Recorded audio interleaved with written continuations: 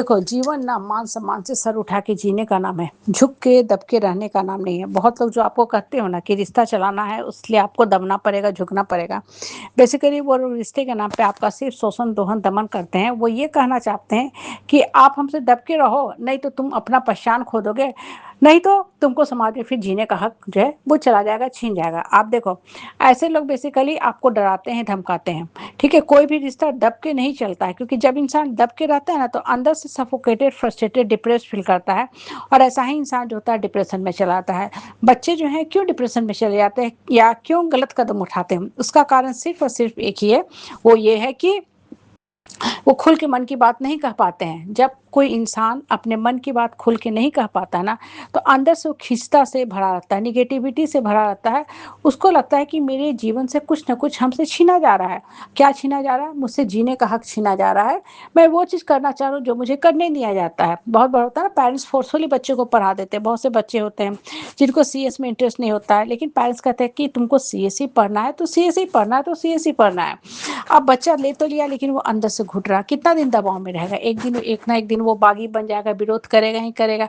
कहने का मतलब क्या है ना, कि बच्चा को फ्रीडम दो, ठीक है? उसको अपने हिस्से का सही लाइफ का डिसीजन लेने दो। फ्रीडम का मतलब ये नहीं है कि बच्चा कहे कि हम जाके पार्टी करेंगे मॉल में, हाँ, क्लब में बैठेंगे, बार में बैठेंगे, वो फ्रीडम नहीं, वो गलत फ्रीडम का फिर मिसयूज करना होता है। जैसे आपको पैसा दिया गया है, ठीक है, आपके अकाउंट में डाला गया है पैसा, वो गेम खेलने के लिए नहीं डाला गया है। हॉस्टल में बच्चे होते हैं तो पेरेंट्स ज़्यादा डाल देते हैं इमरजेंसी के लिए, उसको आप जमा करके रखो, खाओ पियो, उसमें बुराई नहीं है, लेकिन गेम खेल के अगर इस्तेमाल कर रहे हो तो वो गलत कर रहे हो। रिश्ता में भी क्या होता है, हाँ, परिवार में खासकर लोग औरतों को बहुत दबा के रखना चाहते हैं। कहावत ही है कि भाई औरत को घर चलाना है तो दबना पड़ेगा। ये कहाँ की नसीहत है? कौन ऐसा नसीहत देता है, कौन ऐसा बोलता है कि औरत को दब के रहना चाहिए? मेंटल एनर्जी तो औरत और मर्द दोनों के अंदर है ना, दोनों को सोच के समझ के जीवन जीने का हक है, जीवन चलाने का हक है। अब देखो होता क्या है ना, कि कुछ हद तक रिश्ता में इंसान कॉम्प्रोमाइज़ करता है, हर बात पे लोह लड़ाई नहीं करता, लेकिन अगर लगातार एक ही आदमी को आप डराते रहोगे, धमकाते रहोगे, तो एक ना एक दिन तो इंसान विरोध करेगा ही ना, क्योंकि कब तक आखिर वो बर्दाश्त करेगा? उसके भी मन के अंदर आत्मा है, आत्मा धिक्कारती रहती है, उसको बोलती रहती है कि आखिर क्यों तुम दब रहे हो? तुमने ऐसा कौन-सा पाप किया है? क्या ज़रूरत है तुमको बार-बार दबने की? क्यों लोगों के आगे घड़ी-घड़ी जा कर के माफ़ी माँगते हो, गिड़गिड़ाते हो? तुमको भी सर उठा के जीने का हक है। और जो इंसान, चाहे वो औरत हो, मर्द हो, या इनफैक्ट बच्चे भी जब बड़े हो जाते हैं तो माँ बाप का बातों को, गलत बातों को काट देते, तो माँ बाप को भी खिन्नता से मन भर जाता है कि देखो मेरा बच्चा जवाब दे रहा।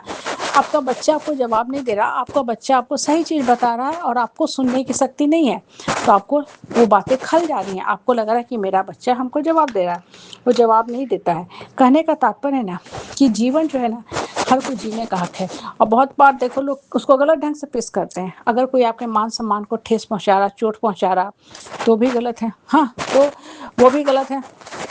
आपको सर उठा के स्वाभिमान से जीने का हक है, सेल्फ रिस्पेक्ट के साथ जीने का हक है। तो लोग क्या करेंगे? देखो इसका एटीट्यूड देखो, एटीट्यूड देखो, मतलब आपका घमंड देखो, जो सरासर गलत है। अगर कोई जीने का हक मांगता है, मान लो आप खाना खा रहे हो, तो सब लोग जैसे खा रहे हैं अच्छे से खाओगे, साफ प्लेट में खाओगे, अच्छा सा गिलास में पानी पियोगे। अगर कोई आपको मान लो गंदा सा स्टील के गिलास में पानी दे दे, आप कहोगे कि बदल के लाओ, ये अच्छा नहीं है।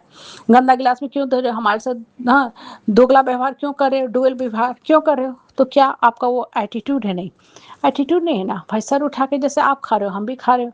हाँ, पहले समाज में बहुत भिन्नता होती थी, कि मर्द पहले खाता है फिर बचा खुचा खाती थी।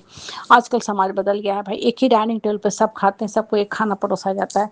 कहने का मतलब है कि लोग जो बोलते हैं ना, उनको साइड कर दो, बातों को साइड कर दो, और अपने जीने का हक लो। और बहुत ज़्यादा एडजस्ट करते जाओगे ना, तो लोग फिर हमेशा ही आपको दबाते जाएंगे। इसलिए क्लियर कट बाउंड्री रखा करो। और खासकर लड़की जब ससुराल आती है ना, तो उसको बहुत ही दबाया जाता है। बहुत से परिवार इसी में अपने आप को शासन करने वाला समझते हैं, शक्तिमान समझते हैं कि हम बहू के ऊपर शासन करें, बहू का पैसा भी छीन लेंगे, जेवर भी छीन लेंगे, सब छीन लेंगे, उसके बाद बहू को कहेंगे एडजस्ट करो, जो सरासर सरासर गलत है। हाँ, इसको बोलते हैं अन्याय करना, अत्याचार करना। इसलिए गीता में लिखा गया है ना, अन्याय करना और अन्याय सहना दोनों पाप है। इसलिए जब समय आए तो दोनों का विरोध करो। नहीं विरोध करोगे ना, तो संसार आपको जीने का हक ही नहीं देगा, और कब आपका जीवन जीने का समय खत्म हो गया आपको पता ही नहीं चलेगा। इसलिए मान सम्मान से रहो, हाँ, लेकिन अपने जीने का भी हक लो। बहुत ज़्यादा शोषण बर्दाश्त मत करो।